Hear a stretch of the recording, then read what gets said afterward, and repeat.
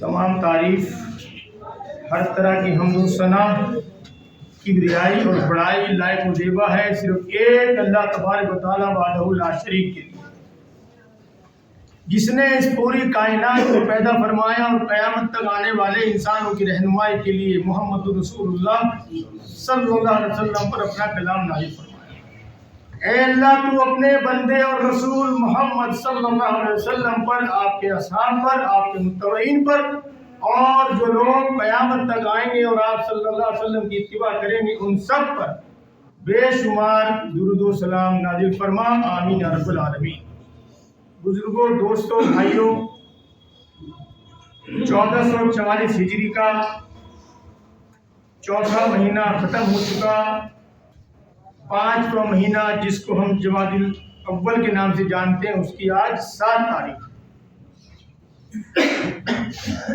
آج کے خطبہ جمعہ میں اللہ تبارک و تعالیٰ کے اس پیغام کی بات ہوگی جو اللہ تبارک و تعالیٰ نے خاص طور پر ایمان والوں کو مخاطب کیا۔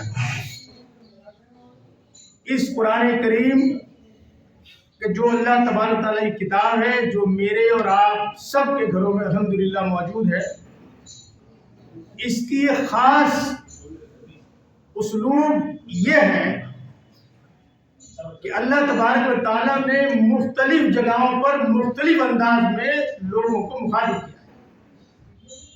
کبھی تو ایمان والوں کے لیے کہا ہے خاص طور سے، اور کبھی یا ایھا الناس کہا ہے، اے لوگوں۔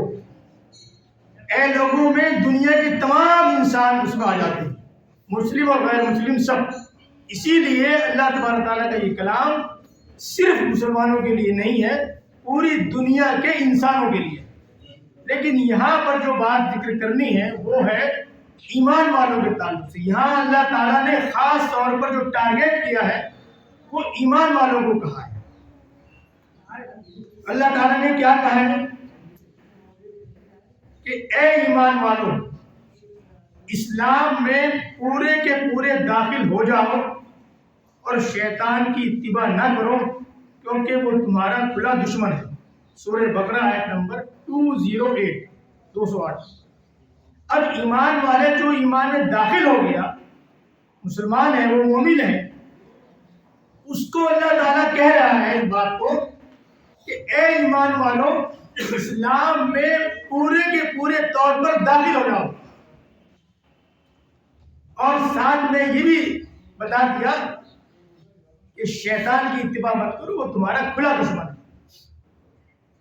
کیا ہم نے کبھی اللہ تبارک و تعالیٰ کی اس نصیحت پر، اس ہدایت پر، یا اس کہنے پر، یا اس ٹوکنے پر، کچھ بھی الفاظ استعمال کر لیجیے آپ، میرے اور اپنے لیے، کبھی غور کیا کہ اللہ تعالیٰ نے یہ ہمارے سے کیوں کہا ہے؟ ہم تو ایمان والے ہیں، ہم نے اسلام قبول کر لیا، ہم نے کلمہ پڑھا ہے، تو اب یہ جو کہا جا رہا ہے خاص طور سے ہمارے لیے، ایمان والوں کے لیے، کہ اسلام میں پورے کے پورے داخل ہو جاؤ، یہ پورے کے پورے کا مطلب کیا ہے؟ اس پورے کے پورے کا مطلب ہمیں سمجھنا ہوگا۔ اگر ہم نے یہ پورے کے پورے کا مطلب نہیں سمجھا تو اگر ہم میں مقامی زبان میں بات کروں تو ہم آدھے ادھورے مسلمان کہلائیں گے، آدھے ادھورے مسلمان۔ اس کا مطلب جو سمجھنے کا ہے وہ یہ ہے، کیوں اللہ تعالیٰ نے یہ بات کہی؟ ہم خود اسلام کو، جو دین اللہ تعالیٰ نے ہم تک پہنچایا ہے محمد رسول اللہ صلی اللہ علیہ وسلم کے ذریعے، ہم اس کو اپنے حساب سے ایڈجسٹ کرتے ہیں۔ ہم اللہ کے حساب سے یا نبی کے حساب سے نہیں کرتے، ہم اس کو اپنے حساب سے لیتے ہیں، اور کبھی کوئی چیز ہم چھوڑ دیتے ہیں اور کبھی ہم کوئی چیز لے لیتے ہیں۔ تو قرآن کو یا اللہ کے دین کو ہم نے اپنے حساب سے ٹیکل کرنے کی کوشش کی ہے اور کرتے ہیں اور کر رہے ہیں۔ مثال کے طور پر کوئی شادی بیاہ کا معاملہ آتا ہے تو نکاح نہیں صاحب، مہر تو شریعت کے حساب سے ہوگا. سب سے پہلے بات یہ آتی ہے شریعت کے حساب سے. ہم مسلمان ہیں الحمدللہ، تو مہر شریعت کے حساب سے. تو مہر میں ان کو شریعت یاد آتی ہے، مہر میں ان کو شریعت یاد آتی ہے. اور کچھ ہی دیر کے بعد جب اس میں ڈی جے بج رہا ہوتا ہے یا کوئی اور معاملات ہو رہا ہوتا ہے یا بڑے پیمانے پر دعوت کا اہتمام ہو رہا ہوتا ہے، وہاں وہ شریعت کو چھوڑ دیتے ہیں، بھول جاتے ہیں، سرے سے نکار دیتے ہیں. یہ ایک مثال ہے. اسی طریقے سے بہت سی مثالیں دی جا سکتی ہیں. ایک مثال میں آپ کو، یہ تو شادی بیاہ کی تھی، خوشی کی تھی، غم کی اور لے لو. انتقال ہو گیا، ٹھیک ہے صاحب، آپ نے میت کو کفنایا، تدفین کے لیے چلے گئے مسجد میں، اس میں قبرستان میں نماز جنازہ ہوئی، مسجد میں پڑھی. بلکہ پہلی بات یہ ہمارے لیے ایک اور عجیب مثال، میت کو مسجد کے باہر رکھتے ہیں جبکہ آپ اس کو غسل دے کے لائے ہیں. وہ مومن مرا ہے، اس نے آپ کے سامنے کلمہ پڑھا ہے، زندگی بھر وہ نماز پڑھتا رہا اسی مسجد میں. اب اس کی نماز جنازہ کہاں ہو رہی ہے؟ مسجد کے باہر. کیا وہ ناپاک ہے یا اسلام سے خارج ہو گیا؟ اللہ کے بندو کچھ تو سوچو. جن لوگوں کو اللہ تبارک و تعالیٰ نے حج اور عمرے کی توفیق دی ہے، انہوں نے دیکھا ہوگا حرم میں خانہ کعبہ کے اندر حتیم جو کہلاتا ہے، آدھی دیوار دیکھا ہوگا لوگوں نے، وہ حتیم ہے. اس کے اندر جس نے نماز پڑھی، وہ وقت دیتے ہیں، مقرر کرتے ہیں، کبھی کبھی کھولتے ہیں اس کو، نماز پڑھتے ہیں لوگ اس کے اندر 2 رکعت یا 4 رکعت، جس کو جتنا موقع مل جائے. تو جس نے اس حتیم کے اندر والے حصے میں نماز پڑھی تو گویا اس نے وہ جو 4 دیواری خانہ کعبہ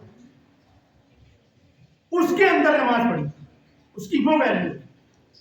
تو خانہ کعبہ میں ان لوگوں نے دیکھا ہوگا کہ حتیم کے اندر لے جا کے جنازے رکھتے ہیں، ہمارے یہاں مسجد کے باہر رکھتے ہیں. دفنا دیا، اب ایک دعوت عام ہو رہی ہے، دعوت عام ہو رہی ہے. عجیب و غریب سلسلہ ہے. اس میں باقاعدہ یہ اہتمام ہوتا ہے جیسے ولیمے کا اہتمام ہوتا ہے. ذرا اس میں روغن کم کر کے ذرا مسالہ لے آنا، بوٹی مجھ سے نہیں کھائی جاتی، ذرا دوسرے قسم کی لے آنا. سب سے پہلی بات سمجھ لو، جو مقامی لوگ ہیں ان کے لیے تو وہ کھانا ہے ہی نہیں، ان کے لیے کھانا نہیں ہے.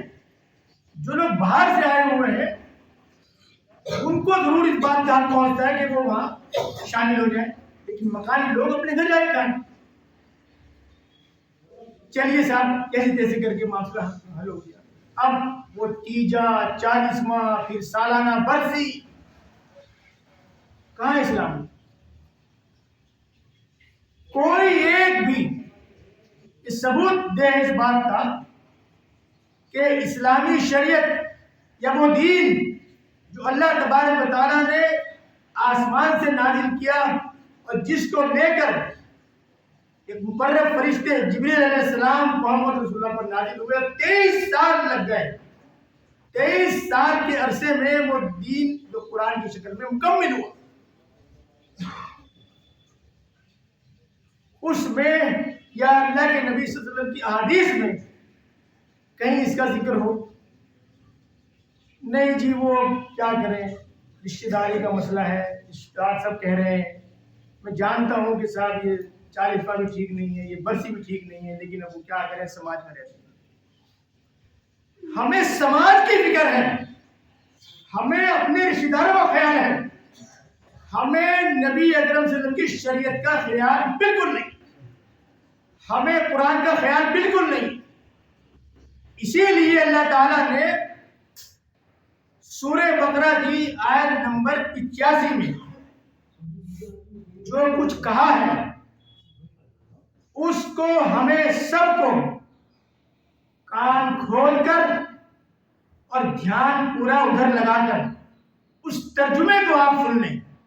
اور پھر آپ سے درخواست یہ بھی ہے، سورہ بقرہ آیت نمبر 85 رات کو گھر جانے کے بعد سونے سے پہلے، اپنے بستر پر جانے سے پہلے قرآن کریم کی یہ سورہ بقرہ کی آیت جس کا نمبر بتایا 85، اس کو پڑھ ضرور لینا.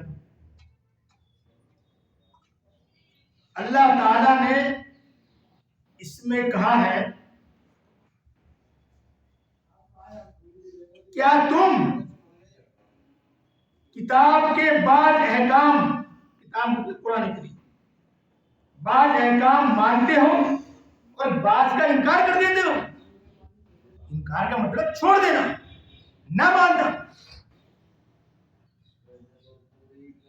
جو لوگ ایسے کام کریں ان کی سزا اس کے سوا اور کیا ہو سکتی ہے کہ وہ دنیا میں ذلیل و خوار ہوں اور قیامت کے دن وہ سخت عذاب کی طرف دھکیل دیے جائیں.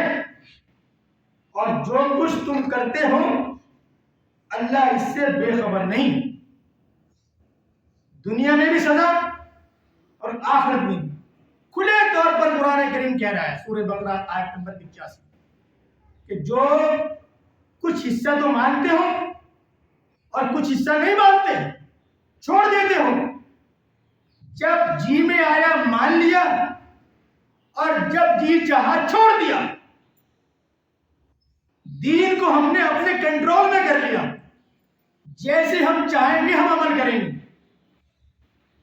تو جس نے یہ حرکت کی، یہ عمل کیا، تو وہ کان کھول کر سن لے، سب سے پہلے میں شامل ہوں کہ دنیا میں ذلیل و خوار اور آخرت میں سخت عذاب میں دھکیل دیے گئے. آج ہم سب اپنے خود کا، اپنے گھر کے آس پاس کا اور پورے سماج کا اور پوری دنیا کا ذرا تصور کر لیں مسلم امت کی کیا صورتحال ہے. آیا وہ ذلیل و خوار ہے دنیا میں یا ان کا درجہ اپ گریڈ کا ہے؟ خود فیصلہ کر لو. کسی بھی دارالعلوم سے فتوے کی ضرورت نہیں ہے، آپ خود جج ہو. سب اسمارٹ ہیں، سب جانتے ہیں کہ آج دنیا میں مسلمانوں کی صورتحال کس حد تک نیچے پہنچ چکی ہے. اپ گریڈ کی تو بات چھوڑ دو، یہ تو دنیا کا صورتحال ہے. آخرت کا کہہ دیا قرآن کریم میں، اس پر تو ہمارا ایمان ہے نا، اس پر تو ہمارا ایمان ہے. اس میں کہہ دیا آخرت میں سخت عذاب کی طرف دھکیل دیے گئے. ایک تو عذاب اور سخت عذاب. تو کہاں بچ رہے ہیں؟ کہاں بچ رہے ہیں؟ لہذا ہم کو یہ دیکھنا چاہیے کہ ہم دین کو اپنی مرضی سے چلا رہے ہیں یا چلانا چاہتے ہیں، یا ہم کو دین کے حساب سے چلنا ہے. اگر تو ہم دین کے حساب سے چلیں گے تو کعبے کی رب کی قسم ہے اللہ تعالی ضرور ہم کو جنت الفردوس میں داخل کرے انشاءاللہ. لیکن اگر ہم نے اس میں کوتاہی کی اور اس میں ڈنڈی ماری جو کہ ہم مار رہے ہیں، تو پھر کیا ٹھکانا ہے؟ جواب آپ کے پاس. اللہ تبارک و تعالیٰ سے دعا ہے کہ اللہ تبارک و تعالیٰ ہم کو آدھے ادھورے مسلمان نہ بنائے، کیونکہ اللہ تبارک و تعالیٰ کے یہاں اس آدھے ادھورے مسلمان کی کوئی قیمت نہیں. وہ بے قیمت ہے، وہ کہیں گنتی میں ہے ہی نہیں. اللہ ہم سب کو جب تک زندہ رکھے، ایمان پر زندہ رکھے اور ہم کو پکا مومن بنائے. آمین یا رب العالمین. آخر دعوانا الحمدللہ رب العالمین.